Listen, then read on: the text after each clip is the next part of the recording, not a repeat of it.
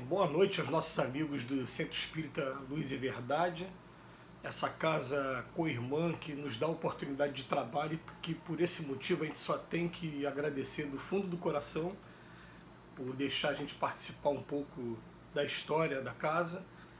E a gente vem nesse momento pedir a espiritualidade amiga para que possa estar nos envolvendo, para que a gente possa estar fazendo um estudo que é mais curto, mas que ele possa estar sendo proveitoso para a nossa pesquisa, para o nosso esclarecimento dentro da luz da doutrina espírita. A gente abre o Evangelho segundo o Espiritismo, que é o terceiro livro da codificação, lançado em 1864, e logo no capítulo 1 a gente vai encontrar como título "Não vim destruir a lei". E o nome do capítulo, após o nome do capítulo, vem as três revelações: Moisés, Cristo e o Espiritismo. Hoje nós vamos falar dos itens 1 e 2, que vai justamente falar de Moisés. E a primeira pergunta, primeira coisa, olha só, a doutrina espírita começa o livro do Evangelho segundo o Espiritismo, logo na introdução dele, falando que o objetivo ali é estudar a moral do Cristo. Então, depois de passar pelas breves histórias, para situar a gente, contando o que é cada um, quem é fariseu, quem é saduceu, quem é escriba, quem é samaritano, aqueles povos todos da época, e depois de falar um pouquinho de Sócrates e Platão, e fazer uma comparação da doutrina, ele vem falar sobre três revelações e coloca a primeira revelação como sendo Moisés. E a gente pergunta, por que Moisés? A gente pergunta o seguinte, porque a tradição conta que a história de Moisés ela é bem curiosa. Moisés é filho de judeu que foi colocado dentro de uma cesta e que conta que foi lançado ao mar e foi encontrado pela família faraônica no Egito, e que ele foi criado como se fosse um egípcio, e pegou uma fase que o povo judeu estava escravizado. Isso é uma história que a gente vai entender quando estudar o Velho Testamento. Eu sei que espírita não tem muito costume de estudar o Velho Testamento. Mas fazendo um resumo muito rápido, você vai encontrar lá Abraão, que teve um filho chamado Isaac, que teve um filho chamado Jacó. Esse filho Jacó teve 12 filhos.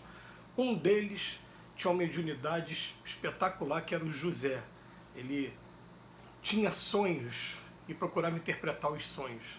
Mas os irmãos ficaram com inveja dele, com ciúme dele, o venderam como escravo para o Egito, e ele estava dentro da prisão quando alguém falou para o faraó: olha, tem um rapaz ali que faz leitura de sonho, tem uma mediunidade muito ostensiva. E o faraó o chamou, ele previu que o povo ia passar por 7 anos de muita dificuldade por conta das pestes.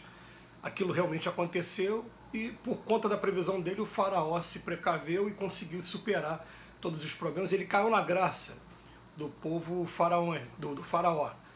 Só que depois que ele caiu na graça, os irmãos dele viram: ele está bem lá, e vamos para lá para o Egito também. Só que na próxima geração, na geração seguinte a de José, quem não era egípcio foi escravizado. Então eles foram escravizados. Aí aparece a história de Moisés. Moisés foi criado como egípcio, até que um dia revelam para ele: olha, você na verdade é judeu. E então ele promove o Êxodo, que está naqueles 5 livros, Gênesis, Êxodo, Levítico, Número e Deuteronômio. Ele promove o Êxodo, tirar o povo judeu da escravidão, se torna um legislador daquele povo judeu, um representante daquele povo judeu, um líder na época. A gente pergunta por que Moisés é considerado a primeira revelação. Porque, como ele foi criado no Egito já existia a história de Ísis e Osíris. Mas os livros mais antigos da história da humanidade são os Vedas na Índia. Datam de mais de 10.000 anos. Então Moisés não foi o primeiro que trouxe, mas foi o primeiro na história da humanidade que trouxe a ideia de um Deus único. E daí começa o porquê que a doutrina espírita atribui a Moisés a primeira revelação. Segundo, porque na obra de Moisés a gente vai encontrar ele como um grande legislador e como um grande líder militar da época também. Ele vai trazer 10 mandamentos e, além dos 10 mandamentos, um conjunto de leis que vai servir para disciplinar aquele povo naquela época. Então, o que Allan Kardec vai fazer questão de trazer para a gente aqui no livro do Evangelho segundo o Espiritismo é para a gente diferenciar bem, né, o que foi de Deus e o que foi uma necessidade de simplesmente ele disciplinar um povo ainda muito rebelde. Então vamos pegar aqui o Evangelho segundo o Espiritismo, logo no primeiro capítulo, no item 1, é extraído um texto que está no Evangelho de Mateus. Então fala assim: não penseis que eu tenha vindo destruir a lei ou os profetas, eu não vim destruí-los, mas cumpri-los. Porquanto eu vos digo em verdade que o céu e a terra não passarão sem que se cumpra perfeitamente tudo que está na lei, até o último iota, o último ponto. Então ele começa com essa parte. E logo depois, Allan Kardec escreve assim: há duas partes distintas na lei mosaica. A lei de Deus, promulgada sobre o Monte Sinai, e a lei civil ou disciplinar estabelecida por Moisés. Uma é invariável, a primeira é invariável, né? A outra não, foi apropriada aos costumes, aos caráteres do povo, modifica-se com o passar do tempo, e que inclusive a gente hoje, muitas delas, a gente vai ter até um certo horror a ela. Por exemplo, a mulher que fosse pega em adultério, somente a mulher, não o homem, a mulher que fosse pega em adultério poderia ser apedrejada sem passar por julgamento algum, né? O homem não tinha que correr atrás de polícia, como tem hoje o Ministério Público, né, para fazer uma acusação no tribunal, nada disso. Ele simplesmente chegava no meio do povo dele e falava: peguei minha mulher em adultério, levar a mulher era levada para o meio da rua, era apedrejada.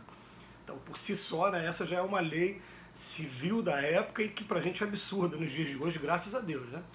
Outra lei absurda também, ele chegou um momento que tinha muitos líderes militares tomando caminhos equivocados e perdendo muitos soldados, mas antes de ir para aquele caminho, utilizava do oráculo, procurava os médiuns da época, né? E o que acontece? Muita informação furada, até que chegou um ponto que ele falou: quem eu pegar se comunicando com espíritos vai ter a pena de morte. Então existe na legislação de Moisés a pena de morte para aquele que fosse pego se comunicando com espíritos. Por conta dessa proibição, a gente vai ver que todos os profetas do Velho Testamento, exceto dois, Elias e Enoque, todos eles foram assassinados, porque se comunicavam com o plano espiritual.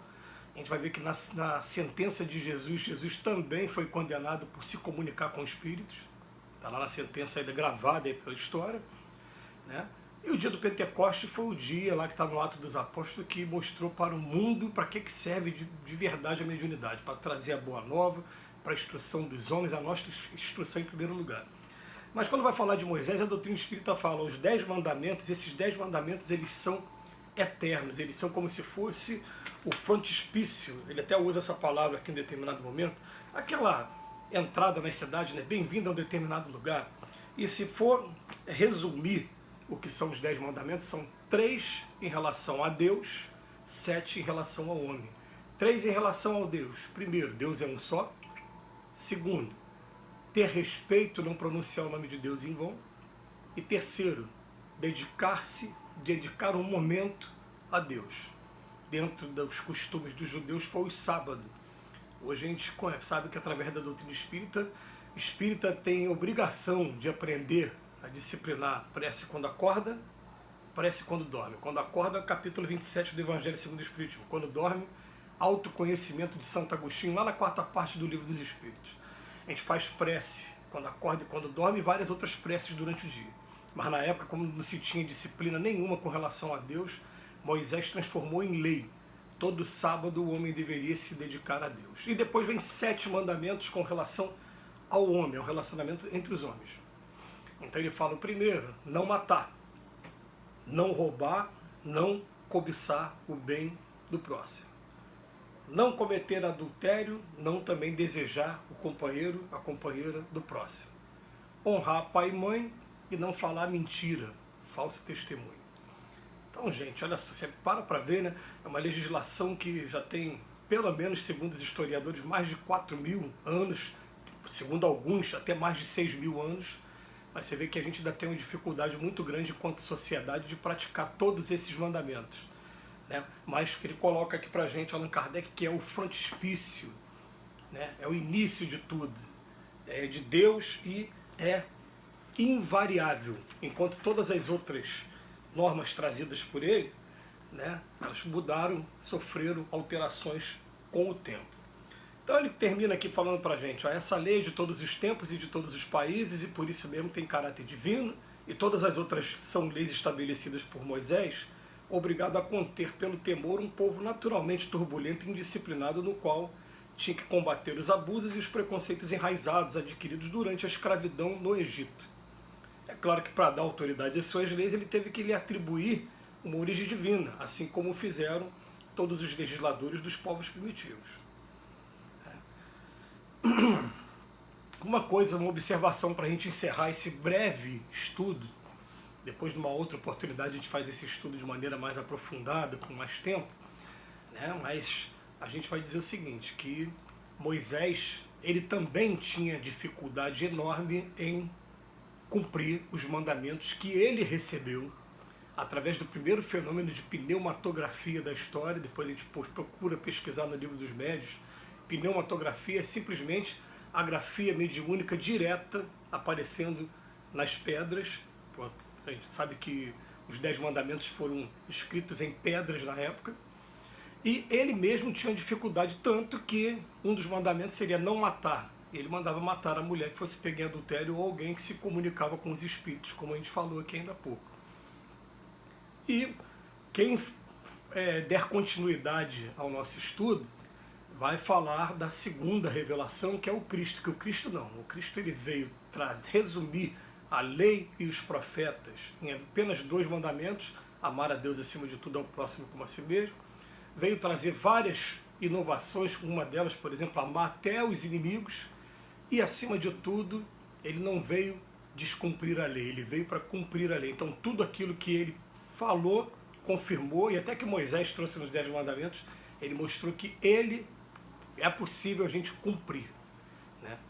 Então a coisa começa a esquentar, que depois vai chegar no Espiritismo e vamos ver para que serviu o Espiritismo como terceira revelação.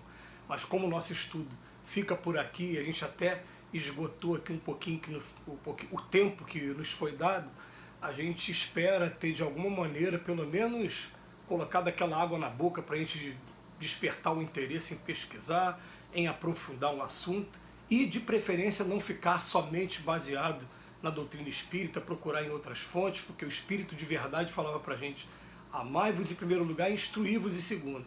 E eu posso falar aqui por mim, né? Cada vez que eu estudo outras doutrinas, mais eu aprendo a admirar demais o que foi trazido, codificado por Allan Kardec, trazido pelos espíritos superiores. Que Jesus nos abençoe hoje e sempre, e mais uma vez obrigado pela oportunidade. Em breve estaremos juntos de maneira presencial.